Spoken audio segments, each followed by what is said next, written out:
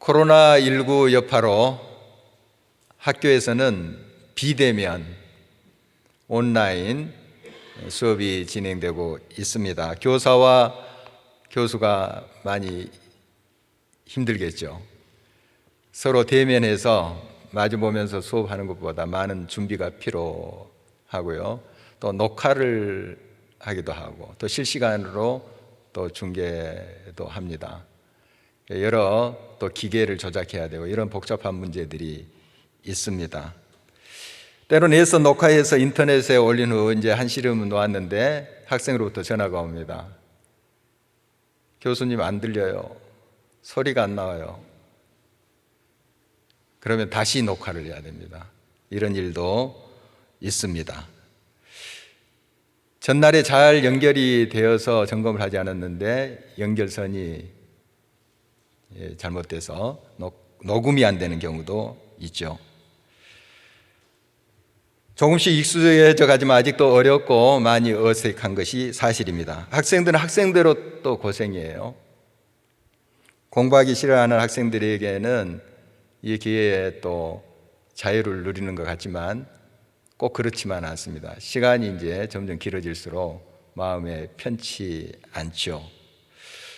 또 이렇게 학생들에게 대면 수업보다도 이 비대면 서로 보지 않고 인터넷 온라인으로 수업할 때 과제가 더 많다고 그래요. 그래서 학생들은 또 학생들대로 그 과제 하느라고 고생이 많다는 이야기를 들었습니다. 어떤 학생이든지 이 숙제 검사하는 날이 옵니다. 공부를 열심히 하는 학생이나 그렇지 않은 학생이나 이 날은 반드시 와요. 그런데 숙제를 잘한 학생에게는 이 검사하는 날 칭찬받는 날이 되겠죠. 그래서 칭찬받고 기뻐하는 날이 되겠지만 숙제를 잘 안 해온 학생에게는 혼이 나는 시간이 됩니다. 또 슬픔의 날이 되겠죠. 심판날은 분명히 옵니다. 악을 뿌리는 자는 악을 거두게 될 것이고 선을 뿌리는 자는 선을 거두게 될 것입니다. 그 심판이 임박할 때까지 악이 이기는 듯한 그러한 모습도 종종 있습니다. 그래서 그 모습을 보면 참 실망이 되고 우리 마음이 또 낙담이 될 수가 있습니다. 그러나 하나님의 정하신 때는 반드시 옵니다. 심판의 때는 반드시 온다는 사실이에요. 오늘 본문 13절을 주목하십니다. 주께서 주의 백성을 구원하시려고 기름 부은 받은 자를 구원하시려고 나오사 악인의 집에 머리를 치시며 그 기초를 바닥까지 드러내셨나이다. 하박국 선지자가 활동하던 시기에 하나님 백성 유다는 바벨론의 침공을 받게 됩니다. 한번 생각해 보십시오. 어마어마한 군대가 와서 막 위협하고 또 침공하고 이렇게 하는데 얼마나 힘이 들겠습니까? 물론 이제 하나님의 백성 유다가 범죄함으로 하나님께서 이 바벨론을 들어서 치시는 거예요. 징계하시는 거죠. 사랑의 매를 때리시는 거죠.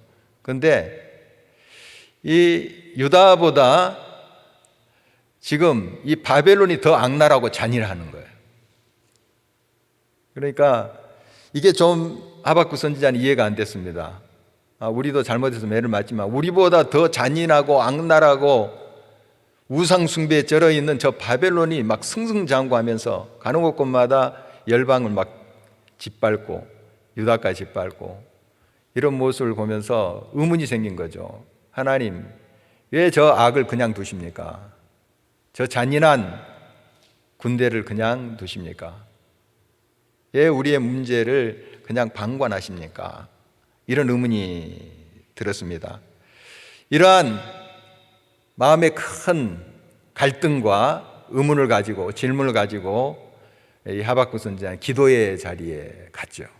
그리고 드디어 하나님의 응답하심을 경험하게 됩니다.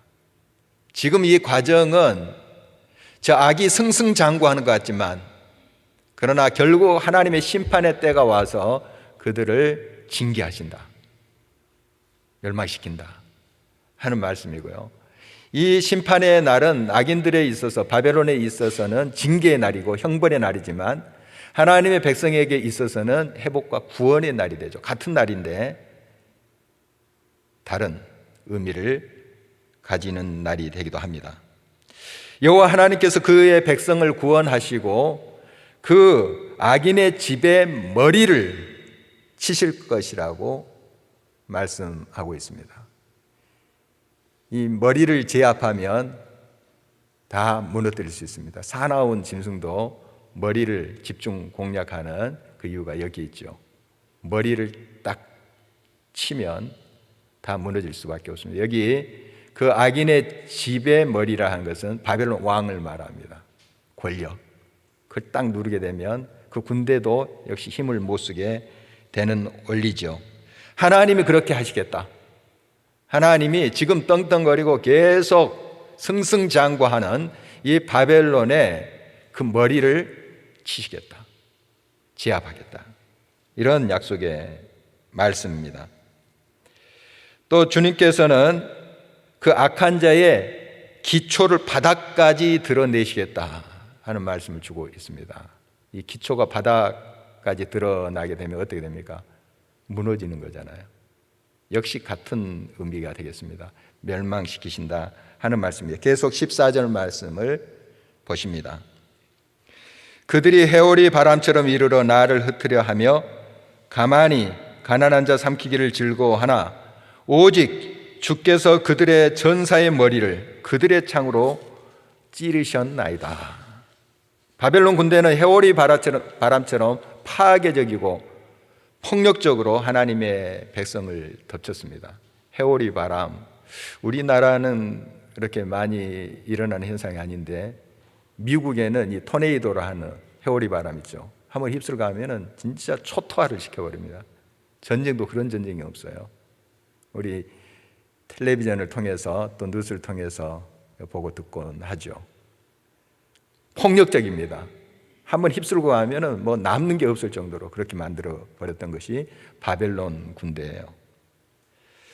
이렇게 잔인하게 열방을 짓밟고 또 하나님의 백성들을 짓밟았던 바벨론. 그리고 그들은 또 하나님의 백성들을 가만히 삼키기를 즐거워했다. 이건 유화책입니다. 굉장히 교활하고 간사한 그들의 모습이에요. 이게 사탄의 모습입니다. 사탄의 그 공격은 크게 두 가지예요. 간사하고 교활함과 동시에 폭력적입니다. 파괴해버려요. 일제강점기 때 일본이 우리 땅에 포갑 정치만을 한 것은 아니에요. 계속 누르고 막 핍박만 하고 하는 것이 아니고 유화 정책도 했었어요. 내선일체라고 일본인과 조선인은 하나다, 똑같이 대우한다. 우리는 한국 시민이다. 아주 좋은 그런 말이었죠. 이 허울 좋은 말로 이제 미끼를 던지고 그것을 미끼로 삼아서 잡아버렸던 그 역사를 우리가 알고 있습니다. 한동안 안 계시는 듯이 느껴졌지만 하나님은 이 모든 바벨론이 침공하고 압제하고 그 악한 짓을 저지르는 그 모습을 보고 계셨습니다. 그래서 하나님은 그 바벨론의 전사의 머리를 치시겠다 이렇게 말합니다. 역시 그 머리를 제압하시겠다. 다 그 군대를 제압하시겠다 하는 뜻이죠. 그런데 우리가 주목해서 봐야 될 것은 뭘 사용해서 그들의 머리를 찌를 것인가? 하나님은 그들의 창으로 찌르겠다 이런 말씀합니다. 그러니까 바벨론 군대가 가지고 온 그 창, 그것으로 바벨론 군대의 머리를 치시겠다 하는 것입니다. 하나님의 백성들을 찌르기 위해서 고안하고 개발한 그 무기입니다.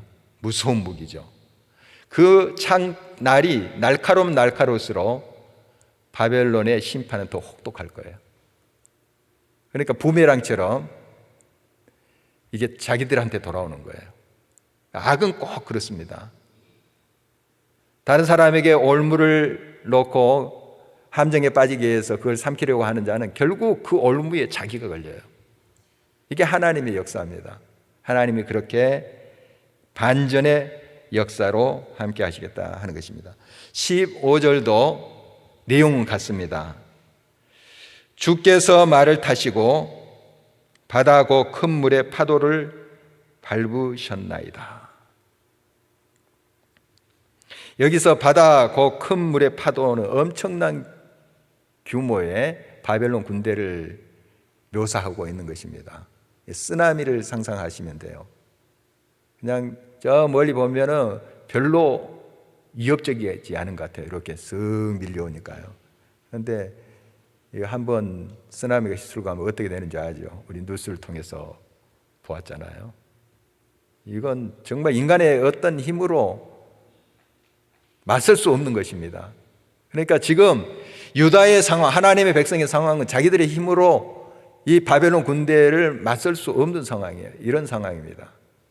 그런데 하나님께서 그들을 밟으신다. 이 13절, 14절, 15절 이 세 절에서 주어는 주께서입니다. 주님이 그렇게 하시겠다.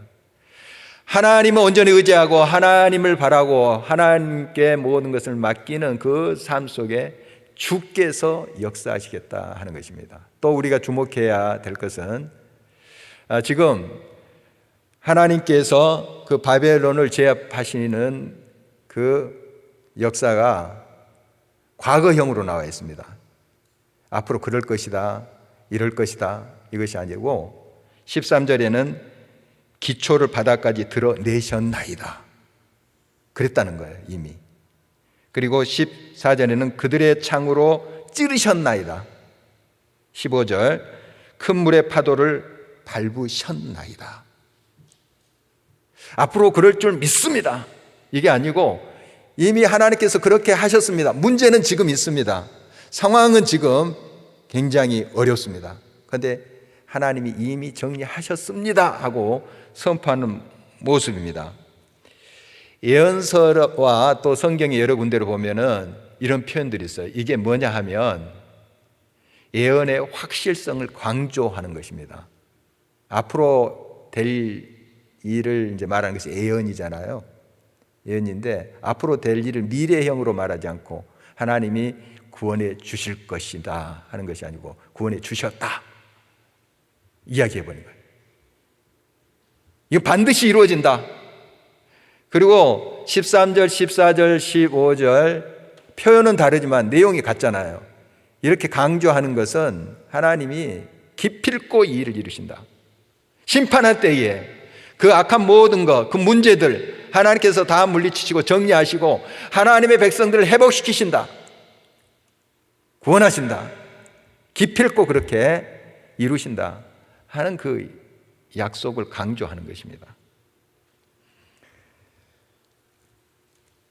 다윗도 참 많은 어려움과 고통 속에서 몸부림친 것을 우리가 시편에서 만나볼 수 있는데요. 그도 이런 선언을 하고 있습니다. 시편 6편 8절입니다. 악을 행하는 너희는 다 나를 떠나라. 여호와께서 내 울음소리를 들으셨도다. 울부짖는 이 기도를 우리 하나님 여호와께서 들으셨도다 이렇게 외치는 거예요. 문제가 아직 있어요. 그런데 선포하는 거예요. 물론 들으실 줄 믿습니다 이런 기도도 틀린 건 아니에요. 그러나 들으셨도다 하는 것은 확신이에요. 더 큰 확신으로 하나님께 나아가는 것을 보게 됩니다. 이런 선언은 물론 과거의 자기의 경험으로부터 하나님께서 구원하셨다 하는 그런 고백이기도 하지만 현재 지금 이 자리에서 하나님이 이미 모든 것을 이루셨다 하는 믿음의 선포예요. 우리 예수님께서 나사렛 무덤 앞에 서셨습니다. 이 나사로는 우리가 잘 알고 있는 마리아 마르다의 오라버니죠. 오라버니인데 예수님이 참 그 가정을 사랑하셨어요. 물론 모든 이들을 사랑하셨지만 특별히 참 귀하게 여긴 가정이에요. 그런데 그 오라버니인 나사로가 죽은 거예요. 벌써 죽은 지 나흘이 됐습니다. 그런데 그 무덤가에서 예수님께서 눈물을 흘리셨죠. 그러니까 사람들이 수군대면서 이야기합니다. 얼마나 그를 사랑했는지 저럴까. 그렇습니다. 굉장히 사랑했던 가정이에요. 그래서 예수님께서 이제 사람들에게 그 돌 문을 이제 밀치라 하면서 고쳐지는 장면이 나오는데, 이렇게 먼저 기도하고 그를 살리는 장면이 나옵니다. 요한복음 11장 41절입니다. 돌을 옮겨 놓으니 예수께서 눈을 들어 우러러 보시고 이르시되 아버지여 내 말을 들으신 것을 감사하나이다. 물론 그동안 성자 예수님께서 성부 하나님께 기도할 때 다 들어주셨어요. 아버지의 뜻대로 다 구했으니까 다 들어줬어요. 지금도 마찬가지예요. 지금 이 상황에서 하나님이 들으실 줄 믿고 그냥 선언하시는 거죠. 들으신 것을 감사하나이다. 우리의 기도가 이루어 주실 줄 믿습니다. 이런 기도에서 이루어 주신 것을 감사하나이다. 이렇게 이어졌으면 좋겠어요. 항상 우리의 기도는 이제 이루어 주십시오, 여기에 머무는 경우가 많고요. 조금 더 믿음이 성장하면 이루어 주실 줄 믿습니다, 여기에 머무는 경우가 많아요. 그런데 조금 더 성장했으면 좋겠어요. 물론 이것이 계속 반복되긴 합니다만은 이루어 주신 것을 감사합니다. 앞에 문제가 그대로 있어요. 질병의 고통이 아직까지 있어요. 물질의 문제 있습니다. 자녀의 상황이 있어요. 그러나 거기서 선포하는 거죠. 이게 하나님 앞에 기도하는 사람만이 고백할 수 있는 내용이죠. 늘 기도할 때 그 믿음이 오는 거예요. 그냥 믿어지는 거예요. 그래서 선언합니다. 이루어 주신 것을 감사합니다. 그리고 또 우리의 믿음이 약해질 수 있어요. 그럼 또 구하고 이렇게 하나님 앞에 나가야 되겠습니다. 지난주 금요일 새벽기도 시에 설교 중에 그 믿음의 진행 과정을 같이 말씀을 통해서 나눈 적이 있습니다. 기억하라, 기대하라, 기도하라, 기다리라. 하나님의 약속, 그 말씀을 우리가 먼저 생각하고 기억할 수 있어야 돼요. 하나님 내게 베푸신 은혜, 나의 삶의 구비구비에 함께 하셨던 그 하나님의 손길 기억할 수 있어야 돼요. 그때 내게 주신 말씀, 약속, 여러분 기억하시기 바랍니다. 그리고 그걸 기대하세요. 기대하는 사람은 기도의 자리에 나갑니다. 기대만 하고 있지 않아요. 그걸 기대하는 사람, 하나님의 비전을, 하나님의 약속을 보는 사람은 기도의 자리에 가요. 꼭 그렇습니다. 믿음으로 기도할 때 그것이 이루어질 줄 알고 믿고 기다리는 거예요. 물론 이것이 계속 반복적으로 일어나겠죠. 또 동시에 일어날 수도 있습니다. 어떤 상황 속에서도 우리는 이 믿음으로 나갈 때 그 믿음이, 하나님을 신뢰하는 그 믿음이 이기게 하십니다. 이런 믿음 앞에 그 누가 그 믿음의 사람을 무너뜨릴 수 있겠습니까? 하나님이 함께 하시는 그 사람을 무너뜨릴 수 있겠습니까? 하나님이 계시는데요. 여러분, 우리의 믿음을 주님 앞에 드리기를 바랍니다. 믿음의 눈을 떠서 하나님의 구원을 선포하시는 그러한 단계로 늘 나갔으면 좋겠습니다. 그러므로 하나님의 시간 속에는 영원한 현재만 있을 뿐입니다. 지금, 옛날에 역사하셨던 그 하나님, 지나간 역사가 아니고 지금의 하나님이에요. 지금 하나님 역사하시고 미래도 지금으로 끌어오는 거예요. 하셨습니다. 했습니다. 그게 현실이에요. 현장이에요. 이런 믿음의 사람이 되기를 하나님께서 간절히 원하시는 것입니다. 기도의 자리에서 하나님의 응답을 받은 하박국 선지자는 구원의 확신이 있었죠. 하나님이 다 징벌하신다. 그러나 인간이잖아요. 사람이기 때문에 눈앞에 밀려오는 그 바벨론 군대를 볼 때는 또 낙담이 되는 거죠. 이게 우리예요. 막 믿습니다. 이루어 주신 줄 감사합니다. 이렇게 고백하지만 또 순간 여러 문제 앞에 또 흔들리는 것이 우리들의 모습이에요. 너무 거기에 절망하지 마십시오. 하박국도 그랬으니까요. 그래서 그 바벨론의 무서운 기세 앞에서 자기의 창자가 흔들렸고 또 입술과 온몸이 떨렸도다 이렇게 고백을 하고 있습니다. 현실 무시할 수 없습니다. 현재 내가 당한 그 어려움 우리가 외면한다고 그것이 사라지질 않죠. 고통인 거고 문제는 문제입니다. 그러나 이러한 상황 속에서 우리가 침잠해서는 안 됩니다. 눈을 들어 주님을 바라봐야 돼요. 하박국처럼.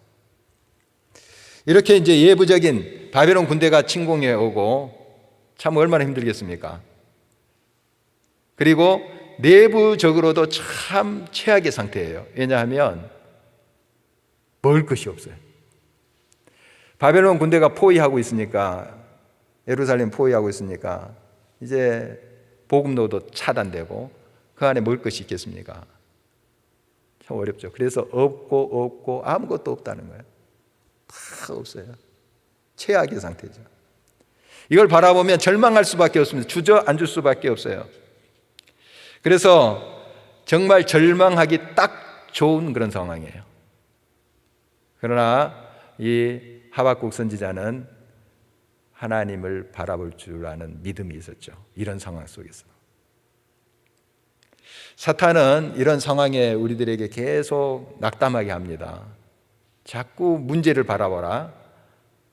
또 너 상황에 너 처지를 알라고 이렇게 이야기해요.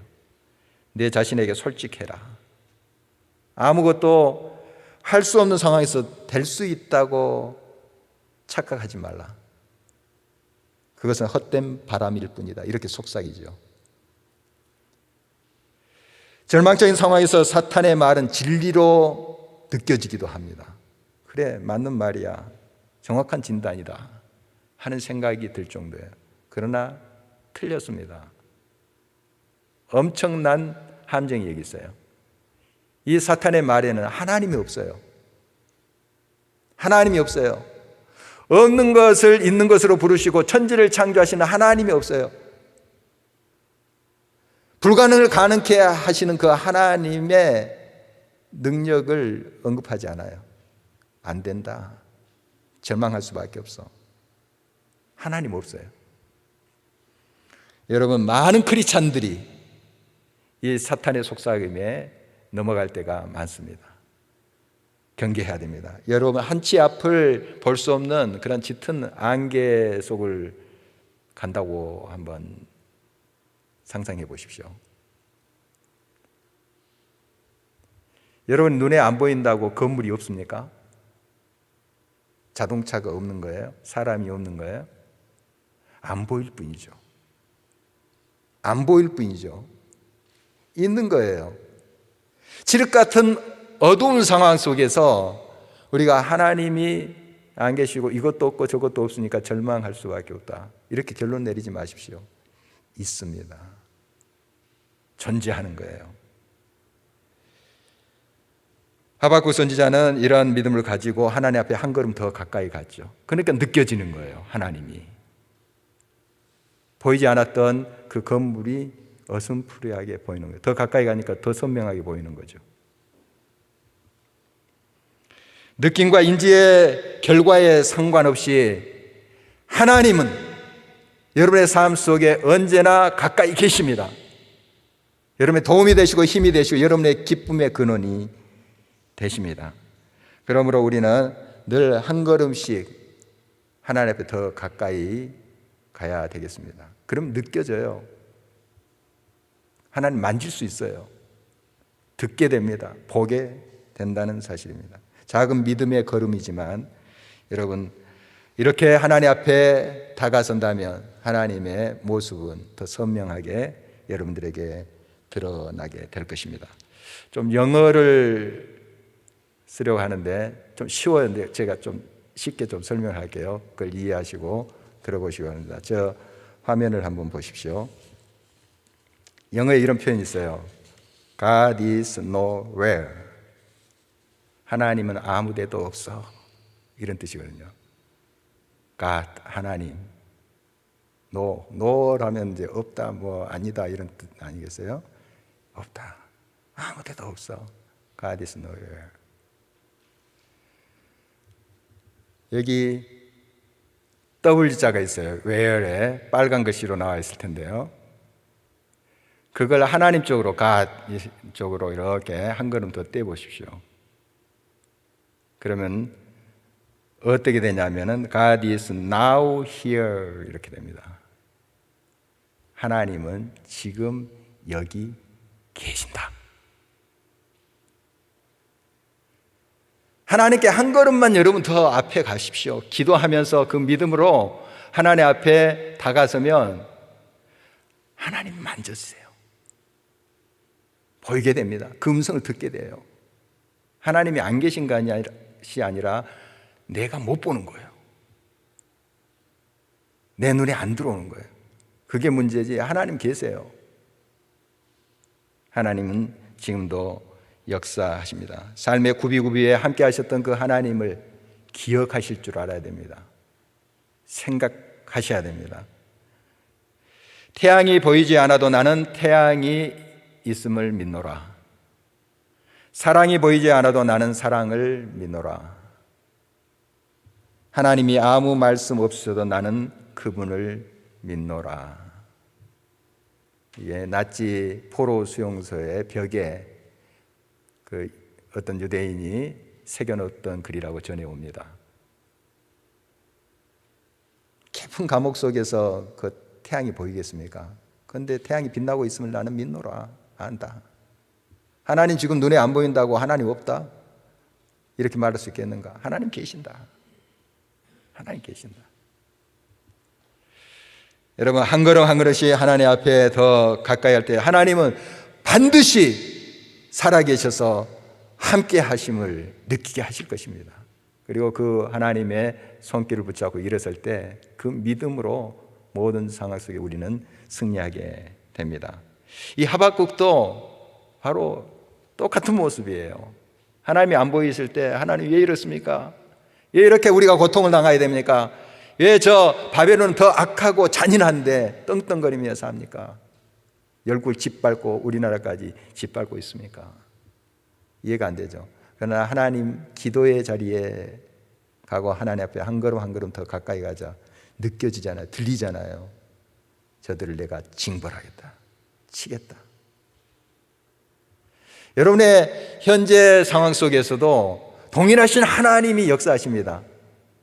그 하나님 앞에 늘 가까이 함이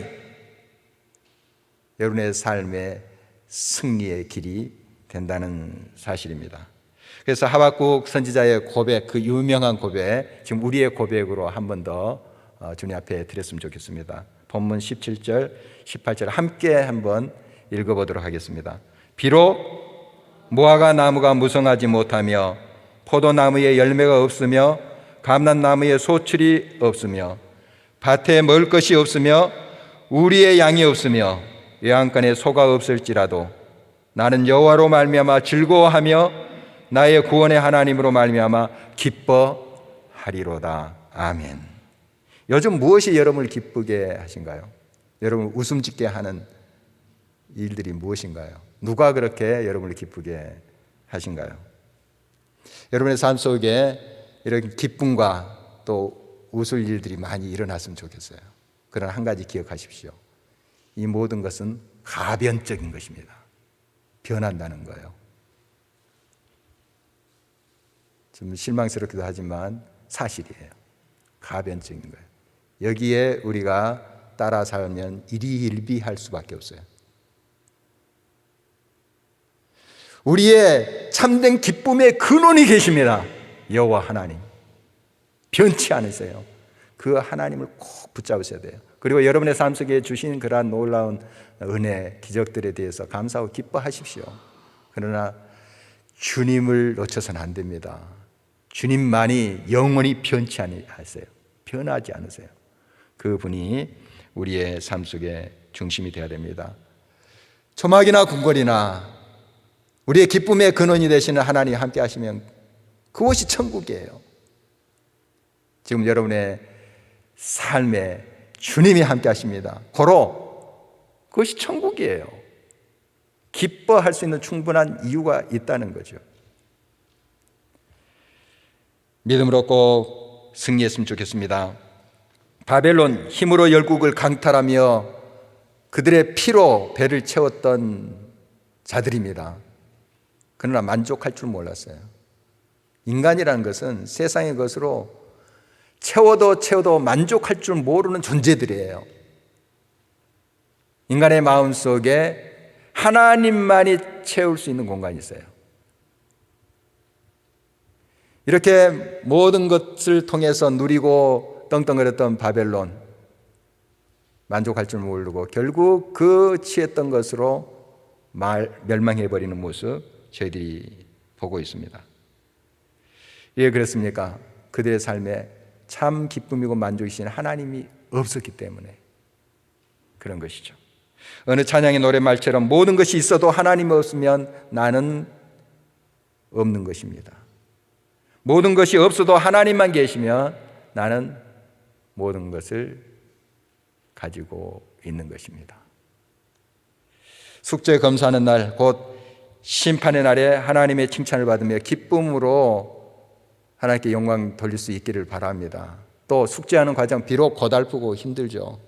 그렇지만은 보람과 의미를 여러분이 깨닫고 기뻐하는 시간들이 됐으면 좋겠습니다. 여러분, 그래서 우리는 항상 기뻐할 수 있는 사람들이에요. 칭찬 받을 때만이 아니라 숙제하는 과정 속에 비록 힘들지만 거기에 보람을 느끼잖아요. 의미를 느끼잖아요. 거기에 또 기쁨이 있어요. 이런 기쁨의 삶이 저와 여러분의 삶 속에 늘 차고 넘치길 바랍니다. 오늘은 또 특별히 성령 강림 주일인데요.